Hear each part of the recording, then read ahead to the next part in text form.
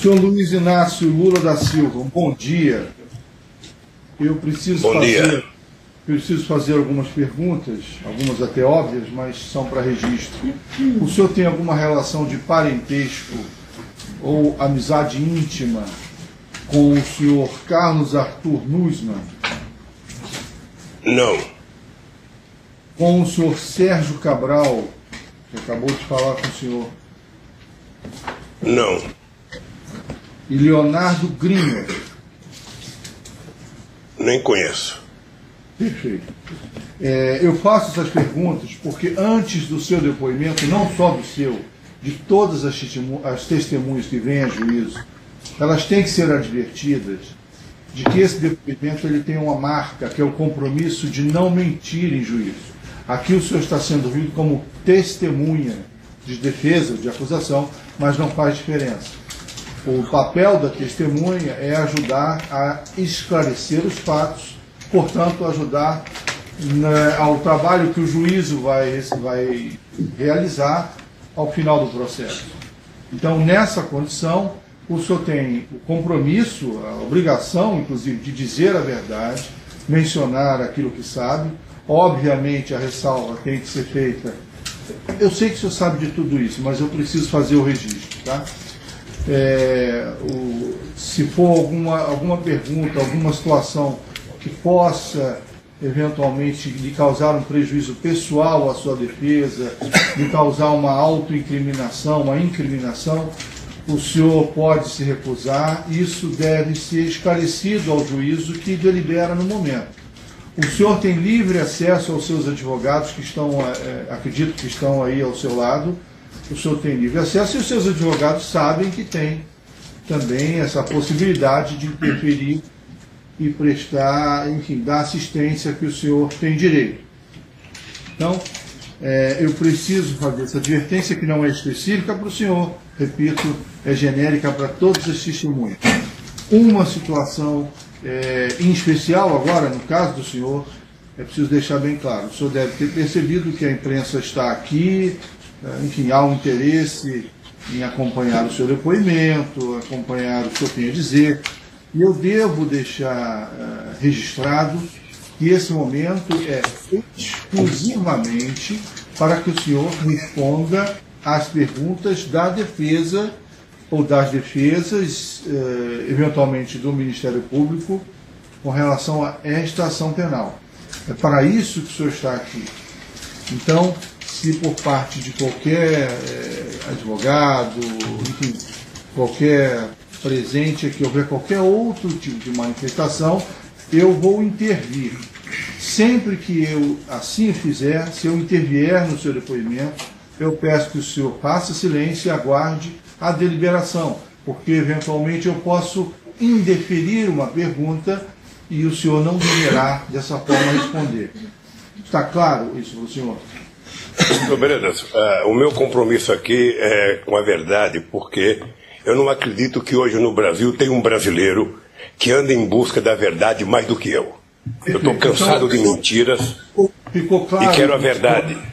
Ficou claro para o senhor que o senhor, no papel de testemunha, o senhor responde apenas o que é perguntado, no limite do que é perguntado, e se for interrompido por mim, o senhor, por gentileza, silencie e aguarde a orientação. Isso está claro para o senhor?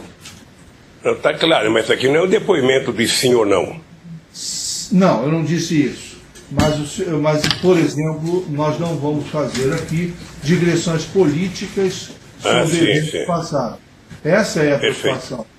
Até porque, repito, a sua posição aqui é de uma espécie de auxiliar do juízo, é de trazer informações. O senhor não está aqui se defendendo. Essa é uma posição diferenciada de um interrogatório. Isso é que eu gostaria de deixar claro para o senhor. Ok? Então, feita essa observação, eu passo a palavra para a defesa de Sérgio Cabral Filho, que foi através deles que o senhor aqui está para ser ouvido.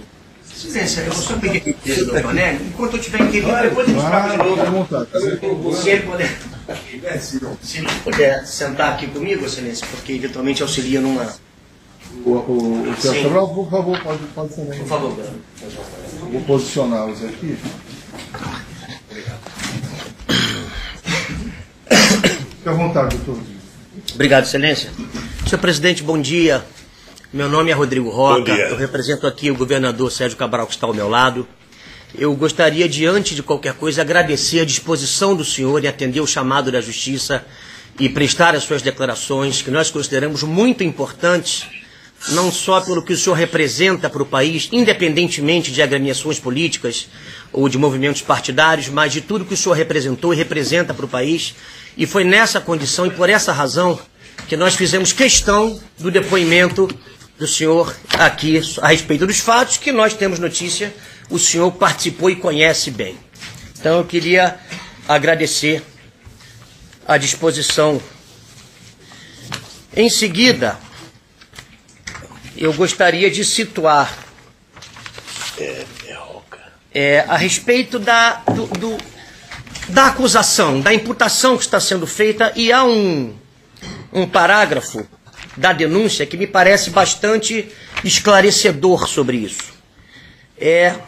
Basicamente, senhor presidente, a imputação é de que o Rio de Janeiro, através de seus representantes políticos, empresários, enfim, de que teria havido um movimento para que a candidatura do Rio de Janeiro a sediar os Jogos Olímpicos em 2016 fosse uma farsa, ou seja, de que estariam todos mancomunados para comprar votos e assim obter a vitória do Rio de Janeiro como sede dos Jogos Olímpicos. Então, há um parágrafo da denúncia, folhas 31 da denúncia, que diz exatamente o seguinte: entre agosto de 2009 e 29 de setembro de 2009, Sérgio Oliveira Cabral Santos Filho, Carlos Nussmann, presidente do Comitê Olímpico Brasileiro COB, e Leonardo Griner, diretor de operações e marketing do COB, em razão do cargo de governador do estado do Rio de Janeiro que o primeiro ocupava e dos cargos que o segundo e o terceiro ocupavam no COB, de modo consciente e voluntário, solicitaram diretamente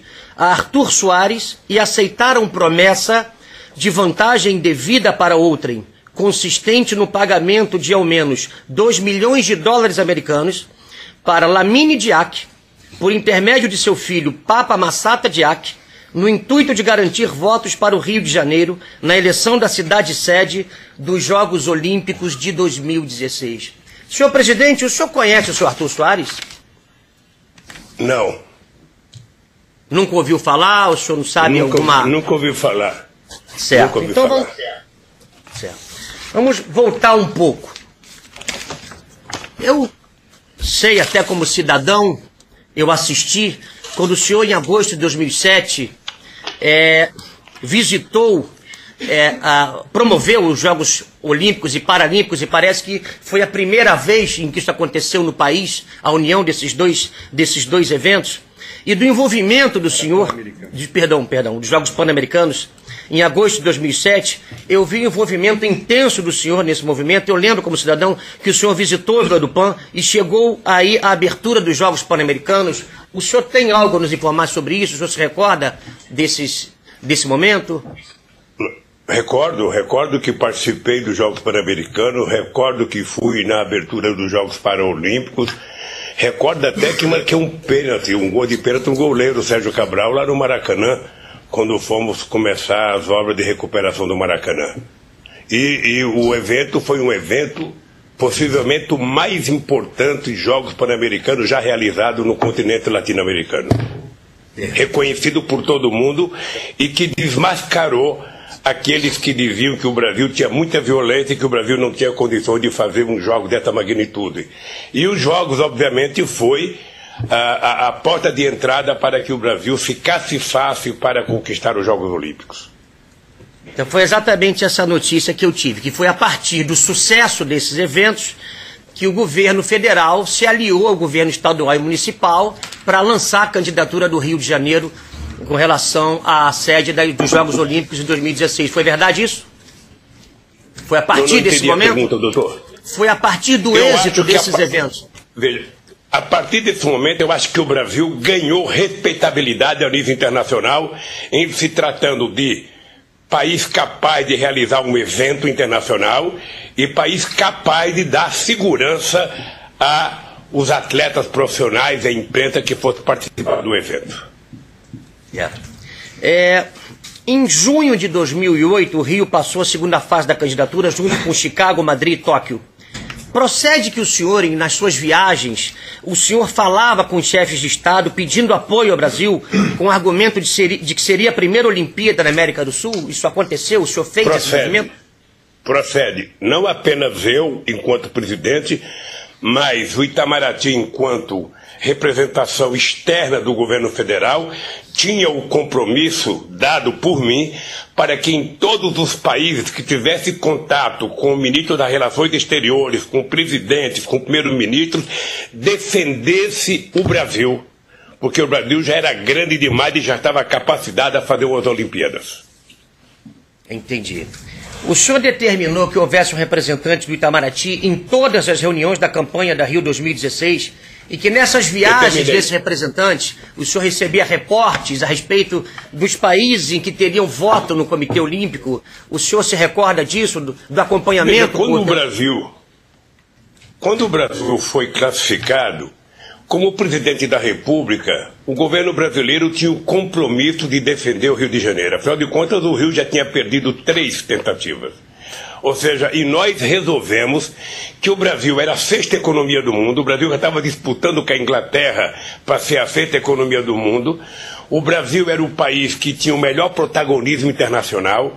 Eu, por conta dos projetos e da ajuda da sociedade brasileira, era possivelmente um dos presidentes mais respeitados no mundo, e nós tiramos proveito disso para colocar o Brasil no cenário esportivo internacional, porque eu não admitia que as Olimpíadas fossem uma coisa só de país do primeiro mundo.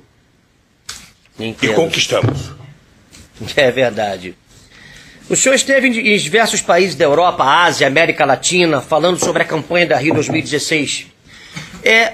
No caso presente, senhor presidente, o Ministério Público Federal está, de alguma forma, estigmatizando os países africanos com relação aos votos que eles teriam e que teria sido cabalado o voto de alguns países, de alguns membros de países africanos.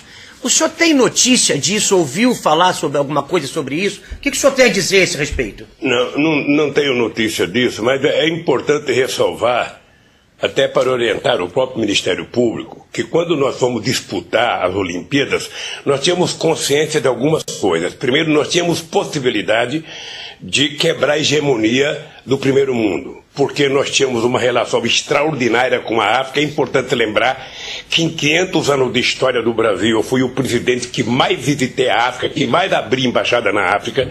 É importante lembrar que eu fui o presidente que mais visitei a América do Sul, mais que uma vez, que visitei o Caribe. E é importante lembrar a boa relação que a gente tinha com o primeiro mundo. Olha, isso me dava quase que a certeza que a gente poderia ganhar o direito de ir para a final, por causa da África, por causa da América Latina e por causa dos contenciosos existentes entre os países europeus. A França, que não gostava da Espanha, que não gostava da Itália, que não gostava da Inglaterra, nós precisaríamos tirar proveito disso. E, graças a Deus, nós tiramos proveito disso numa conversa com a União Africana. É importante lembrar que não foi só Olimpíadas. Por conta dessa relação de amizade, nós elegemos o diretor-geral da FAO e nós elegemos o diretor-geral da Organização Mundial do Comércio. Coisa que é uma briga mundial e que o Brasil conseguiu. Entendo. Eu tenho notícia aqui, presidente, de uma, vamos dizer assim, uma verdadeira maratona da qual o senhor teria participado em 2008, quando o senhor, me corrija por favor se houver algum engano na informação, recém-chegado do exterior, aceitou ir com o governador aqui presente à abertura dos Jogos de Pequim, porque o seu George Bush estaria lá fazendo campanha para Chicago, o seu Zapatero para Madrid, enfim. E que em Pequim os senhores teriam se reunido com os membros do COI, na quinta-feira visitaram a Vila Olímpica de Pequim e à noite fizeram um jantar na Embaixada Brasileira com diversos membros do COI.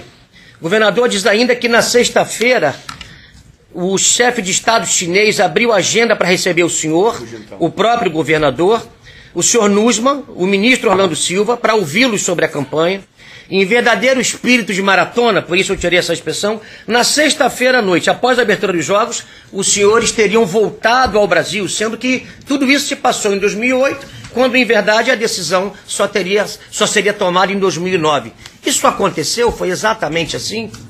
Aconteceu. Eu fui na China porque na China estaria praticamente todas as pessoas envolvidas nas decisões das Olimpíadas, desde chefes de estados a presidente de entidades olímpicas de cada país, e porque estaria lá o presidente Bush para defender os Estados Unidos. Eu não ia dar essa colher de chá para ele.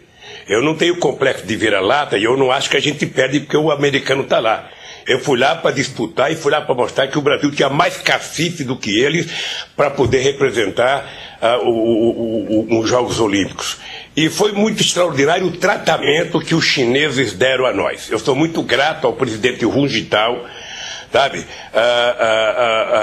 que assumiu o compromisso de que o Brasil tinha o direito de fazer as Olimpíadas, e eu tinha certeza que a gente ganharia o voto dos chineses. Então foi um tratamento excepcional que os chineses nos deram, e eu votei para o Brasil com a esperança de que os chineses não só votariam no Brasil, como ajudaria outros países em que ele tivesse influência a votar no Brasil.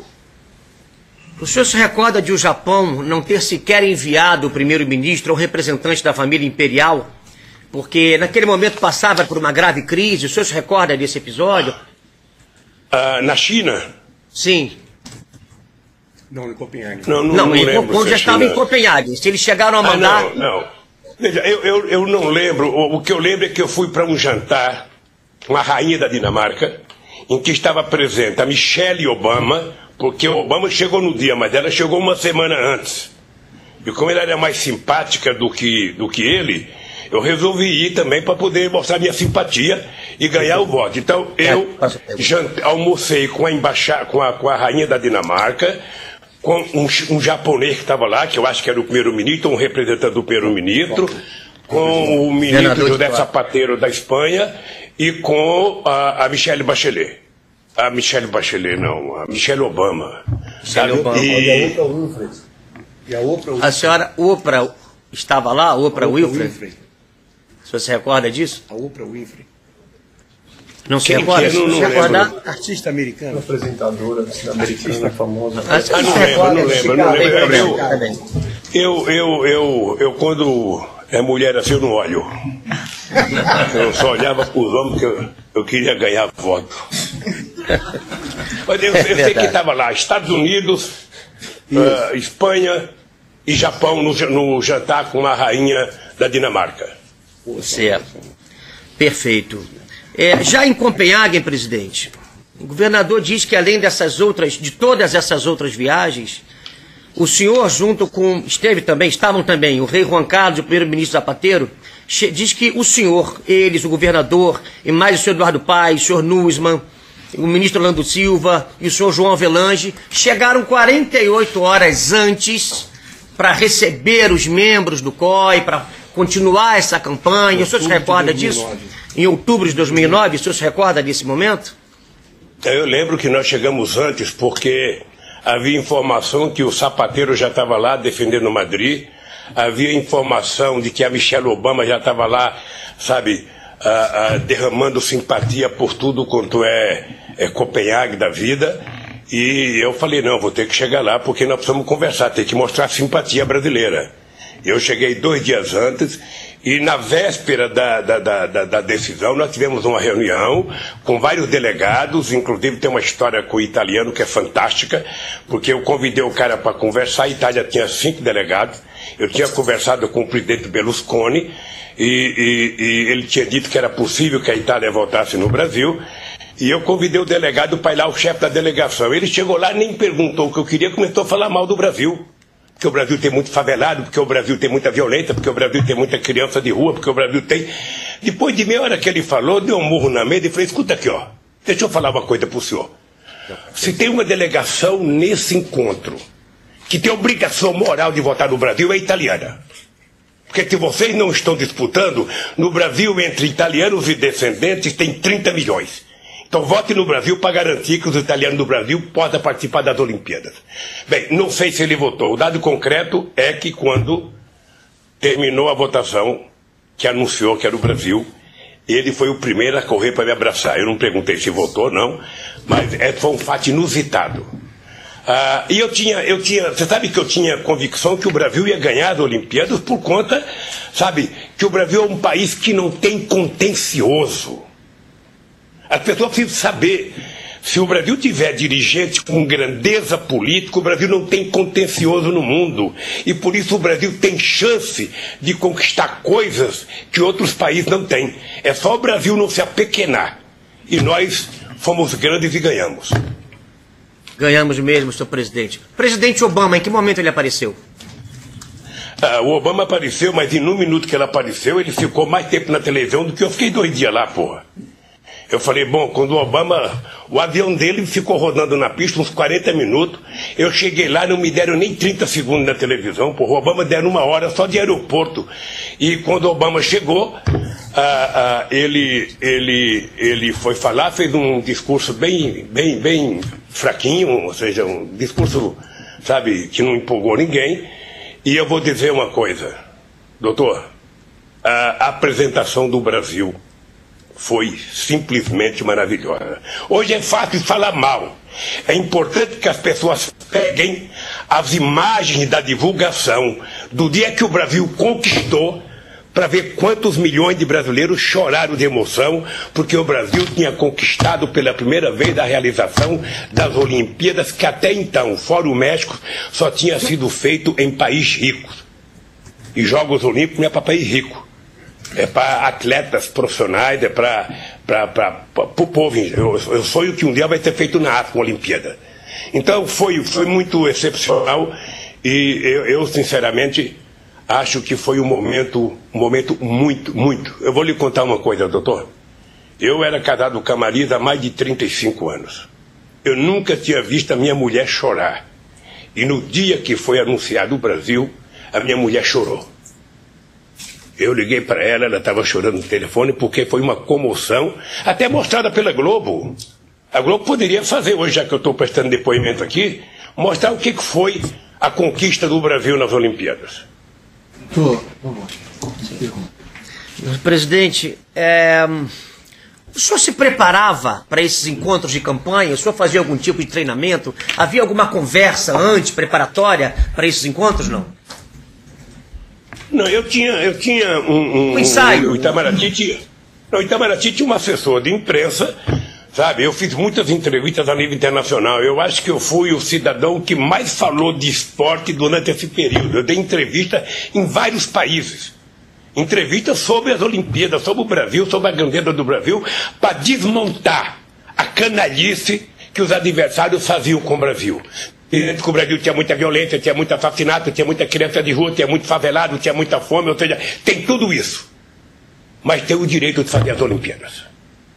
Então, eu obviamente que me preparava.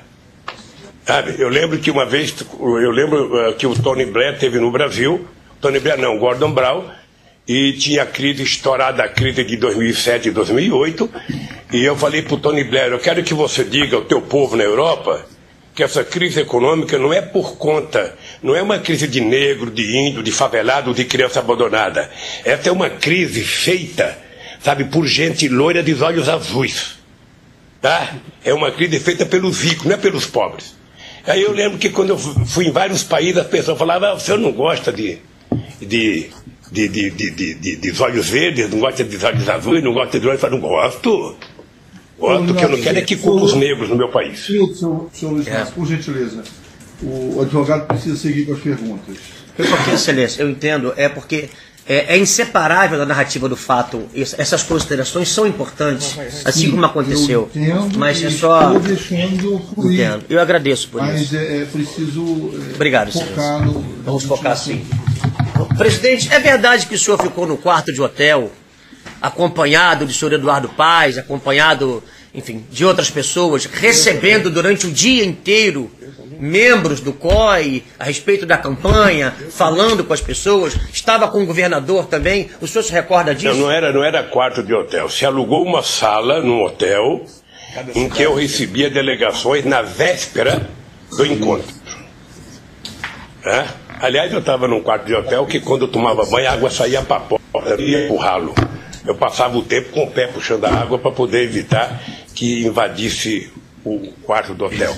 Mas, de qualquer forma, foi numa sala alugada, sabe, em que eu recebi vários delegados. Estava presente o governador Sérgio Cabral, estava presente o prefeito Eduardo Paes, estava presente o Nuno, estava presente mais um monte de assessor deles e meu, e estava presente, às vezes, o Celso Amorim, às vezes alguém do Itamaraty, a imprensa. E todas as cidades tinham também direito a esse espaço para receber? Era com todos, não? Veja, eu fiz menos reuniões com delegados. Delegado mesmo eu fiz em Copenhague. Eu fazia reunião com o chefe de Estado, com todos que eu conversei. Depois que o Rio de Janeiro foi aprovado entre os quatro, com todos os presidentes ou primeiros-ministros que eu conversei, e todos que o Celso Amorim conversou de embaixador, a gente defendia o Brasil. Certo. O senhor se recorda da diferença dos votos do Rio de Janeiro com relação ao segundo colocado? Olha, eu não sei no primeiro turno, mas eu acho que o Brasil teve a maior votação da história das Olimpíadas. Esse é um fato extraordinário. 40 votos eu ouvi, o senhor se recorda disso? Eu não sei o total, mas eu sei que foi estupendo a votação do Brasil. Foi maravilhosa. Eu se não fosse corintiano, eu tinha tido infarto lá. Porque a emoção foi muito grande. Pergunta para o Pelé, pergunta para a Hortência, para saber como é que foi a emoção. Vamos fazer isso. Presidente, em termos de autoestima do brasileiro, o que essa vitória agregou para o país, no seu entendimento? Um minuto. Olha, a realização de uma Olimpíada é um evento tão excepcional que o mundo inteiro disputa. Senhor Luiz Inácio, por gentileza. O que é isso aqui? A pergunta ela não foi deferida porque ela não tem relação com o ato do processo. Tá? O advogado tem a palavra. Presidente, uma outra pergunta. O senhor se recorda de, enquanto todos aguardavam o anúncio do resultado a respeito, enfim, da candidatura das cidades, o senhor se recorda de o governador ter tido um pico de pressão e ter precisado ser atendido pelo médico particular do senhor? O senhor se recorda desse momento? Nós estávamos no hotel e estava já começando o processo de votar quem era que ia para a final, né? Quem era que ia ganhar. E eu notei que tinha muita gente lá no saguão do hotel, era um hotel pequeno, e eu notei que o governador ia explodir. E eu então pedi para o médico da presidência da República dar uma olhada nele, porque ele poderia morrer antes de ver o Rio de Janeiro conquistar. Ele foi lá, o médico fez um check-up nele, daqueles, sabe, rapidinho, e não sei se deu remédio para ele, mas ele ficou mais tranquilo, porque a cara dele era de quem ia explodir. Era muita emoção, eu posso garantir, doutor Roca, que era muita emoção, era muita inquietação, porque era um momento único para o meu país. Foi até hoje. Presidente, para terminar, o senhor disse, já respondeu, eu gostaria só que ficasse muito claro. O senhor ouviu falar a respeito de alguma negociata, transação ilícita envolvendo quaisquer dos membros do COI na candidatura do Rio 2016? Depois. O senhor ouviu falar sobre isso? Nunca, em nenhum momento, eu inclusive criei um decreto em 2009, tanto para a Copa do Mundo de 2014 como para as Olimpíadas, um decreto de transparência, dando à Controladoria Geral da República a fiscalização de transparência de todos os atos em relação às Olimpíadas. Eu só lamento que venha uma denúncia de corrupção, de compra de delegado, 8 anos depois. Eu, sinceramente, não sei quem é que fez a denúncia, não quero saber, não conheço. Como nós estamos vivendo num momento de denuncismo, em que muita gente... Obrigado, senhor Luiz Inácio, um minuto. Presidente, nós também lamentamos, eu queria agradecer em meu nome, em nome do governador, mais uma vez, a disposição do senhor de participar desse ato. Muito obrigado. Okay. Obrigado, doutor. As demais defesas, posso iniciar pela de Carlos Guzman, se quer perguntar...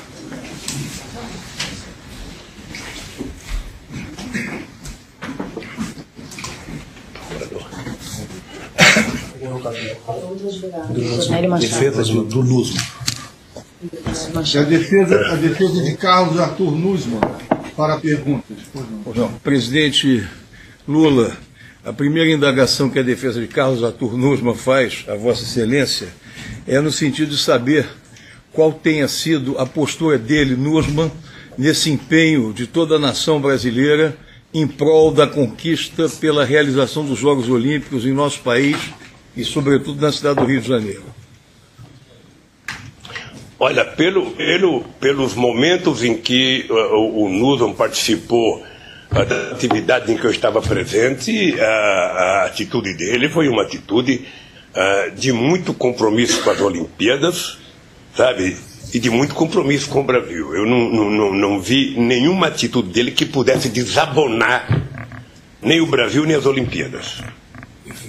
O senhor, nos vários contatos havidos em que reuniões se efetivaram com a presença do senhor Nussmann, eventualmente do atleta Pelé, mais ainda de personalidades da administração pública, além da federal, Vossa Excelência, o governador Cabral, o prefeito Eduardo Paes, representantes do Itamaraty. Essas reuniões eram reuniões com uma postura absolutamente séria, destinada meramente à luta, que era uma luta difícil, praticamente inglória, se não exitosa, para que a América do Sul e o Brasil pudessem, no Rio de Janeiro, realizar as Olimpíadas. Usa-se muito a expressão republicana. Eu vou me socorrer dela para indagar se este empenho todo pode ser etiquetado, considerado como eminentemente republicano por parte de todos os nominados, mas especialmente no que concerne ao senhor Carlos Arthur Nussmann.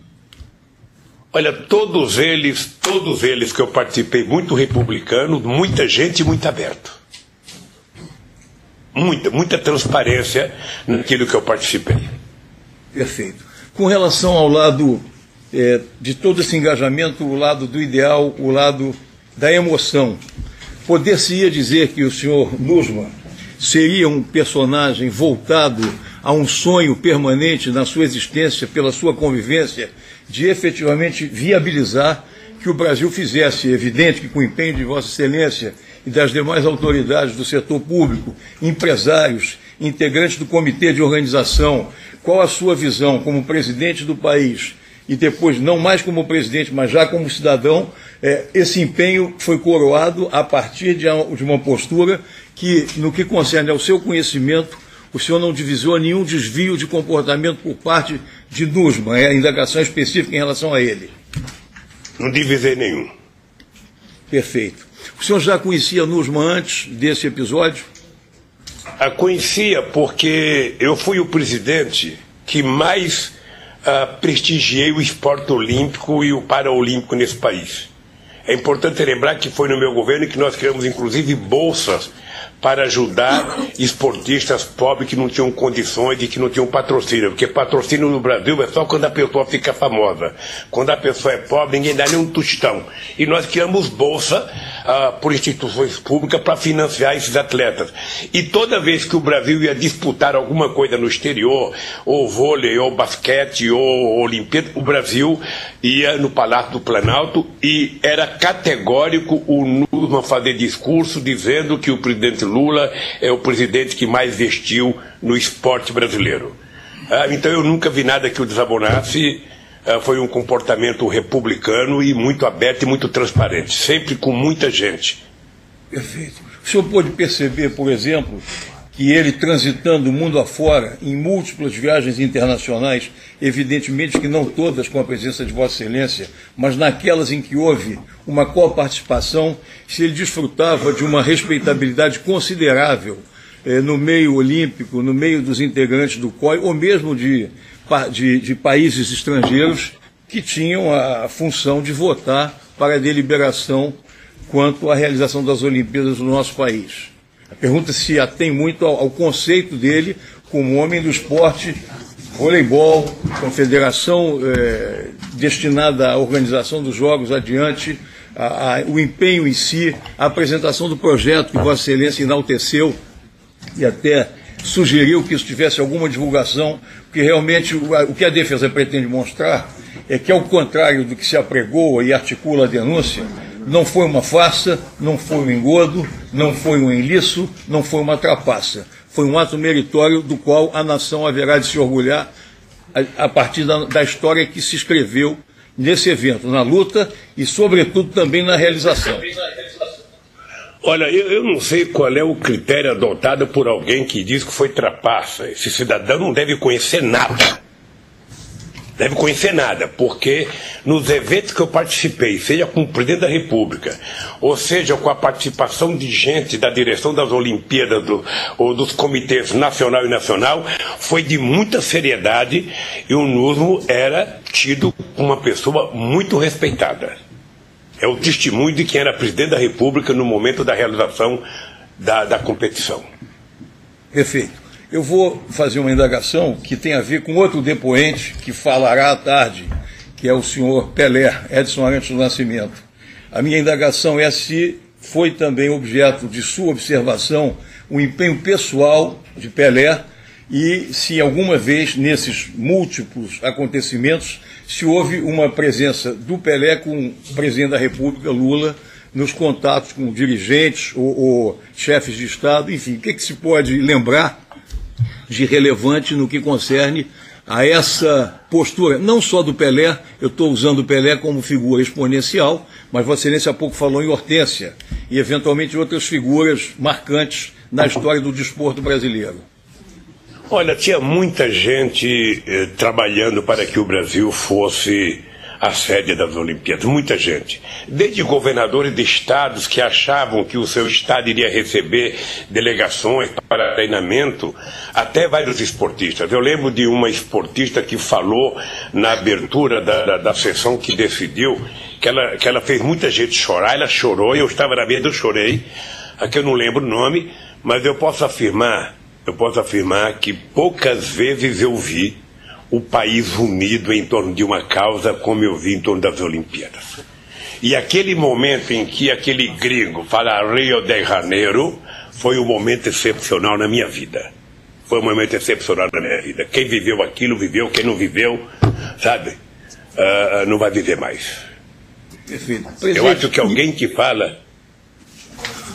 Não, acho que alguém que fala que foi uma trapaça é porque não entende nada de nada e não viveu o que nós vivemos. Presidente, só me perdoe eu insistir, que eu fiz uma indagação específica sobre o Pelé. Ele vai prestar depoimento hoje. Então eu queria exatamente ter uma notícia de qual teria sido a participação dele na Dinamarca, eventualmente algum contato, na sua visão. Olha, veja, a participação do Pelé no evento, mesmo, eu não sei quais das reuniões que ele participou, né, porque ele não estava na minha delegação, ele estava na delegação, sabe, das Olimpíadas. O dado concreto é que só a presença do Pelé, mesmo sem falar nada, sabe, com uma gravata igual essa que eu estou, que essa gravata é das Olimpíadas, eu carrego ela até ela começar a ficar desmontando aqui, só o fato do Pelé estar lá, já foi uma coisa excepcional. A figura dele, sabe, por si só, já mostra a seriedade com que se deu as Olimpíadas. Perfeito. Presidente, eu não tenho mais nenhuma indagação, agradeço o depoimento, indago do meu colega se deseja acrescentar uma ligeira indagação. Senhor presidente, apenas para complementar ainda pela defesa do senhor Carlos Arthur Nussmann, a indagação que se faz é a seguinte: seria possível realizar um evento dessa grandiosidade em nosso país, no Brasil, sem o engajamento ativo do presidente da República, do governo federal, em parceria com o governo estadual, com o município? Seria viável realizar esse evento sem essa sinergia? Como foi essa união entre os governos federal, estadual e o município na realização dessa candidatura? Olha, primeiro, sem o envolvimento do Brasil como um todo, o Rio de Janeiro não ganharia. Já tinha perdido várias. Ou seja, o Brasil vivia um momento excepcional, o Brasil tinha virado protagonista internacional. O Celso Amorim, eu considero ele, que na época era o ministro de Relações Exteriores mais importante do mundo, era a figura mais respeitada. Então nós jogamos o peso político do Brasil para que Rio de Janeiro e o Brasil fossem sede das Olimpíadas. Não seria possível ganhar se ficasse só com o Rio de Janeiro. Apesar da qualidade do Rio de Janeiro. Eu sempre achei que o Rio de Janeiro merecia muito mais. Tá certo, excelência. Sem mais indagações pela defesa. Muito bem. A defesa de Leonardo Griner, gostaria de perguntar? Não tem pergunta, até porque ele disse que não conhece, né? Não conhece. O Ministério Público tem pergunta? O diretor. Senhor Luiz Inácio, o Ministério Público fará algumas perguntas, por gentileza. Muito bom dia, senhor presidente. Bom dia, bom dia. Senhor presidente, o senhor se recorda de ter participado de reuniões com o NUSMA na campanha pela Rio 2016? Sim. O senhor se lembra mais ou menos o número de reuniões que participou com ele? Não lembro, não. Não lembro, mas teve uma internacional no Rio de Janeiro, teve uma com as confederações brasileiras e em algumas viagens internacionais com várias pessoas de outros países. Eu não lembro quantas. O senhor se recorda se especificamente com relação aos representantes africanos, o senhor chegou a participar de alguma reunião com o NUSMA? Eu não sei se participou. Na África eu tive reunião com a União Africana. A União Africana é uma instituição que representa 54 países. Eu já andava meio irritado porque o continente africano, com 54 países, tem menos delegado do que a Suíça, a Itália, que tem 5 cada um, e a Nigéria, com 140, acho que tem 1. Eu andava meio nervoso com isso, que era uma disparidade de representatividade, e eu lembro que eu conversei com a União Africana a respeito de que eles pudessem ajudar as Olimpíadas vindo para o Brasil e quem sabe um dia, vindo para a América do Sul, a gente poderia levar para o continente africano umas Olimpíadas. E essa reunião foi com a presença do NUSMA também? Não sei, não lembro. Na União Africana eu acho que não, mas não lembro. Nessa reunião, que o senhor não se recorda se o NUSMA estava presente, né? Mas em nenhum momento foi tratada nenhuma promessa, troca de promessa nesse sentido de apoio dos países africanos para que o Brasil pudesse em algum momento devolver algo em troca? Houve essa promessa? Houve alguma troca de promessa? Não é assim. Então, se eu indeferir todas as perguntas que são repetidas aqui nas audiências... Não é repetida, a resposta foi condicionante, excelente. Ele já respondeu que não ouviu falar nisso. O senhor está de acordo com a observação? Senhor Luiz Inácio, bom dia. O senhor disse que teve uma reunião com a delegação africana e que em algum momento o senhor disse que eles precisavam apoiar a candidatura brasileira porque em algum momento poderia ter algum apoio. Eles poderiam realizar Olimpíadas na África. Foi isso? O senhor prometeu alguma troca de favores com relação a isso? Eles apoiassem a candidatura brasileira? Olha, tá chegando meio problemática a voz aqui. Se a senhora puder repetir. Posso. O senhor afirmou que nessa reunião que teve com a delegação africana, o senhor conversou com os africanos dizendo o seguinte, que era necessário que eles apoiassem a candidatura brasileira, porque em algum momento poderia ter a realização das Olimpíadas também em algum país do continente africano. O senhor, houve alguma tratativa de troca de favores nessa reunião? Não tem troca. Em troca do apoio à candidatura brasileira, o Brasil apoiaria a candidatura africana? Veja, a África apoiar o Brasil era quase que uma coisa óbvia. Presta atenção numa coisa, procuradora. O Brasil era o país mais próximo da África. Eu era considerado o primeiro presidente negro da África. Eu viajei 34 vezes para a África. Visitei 29 países na África, abri 19 embaixadas na África, levei a Embrapa para a África, sabe? Então isso dava aos africanos quase que uma irmandade com o Brasil, sempre foi assim.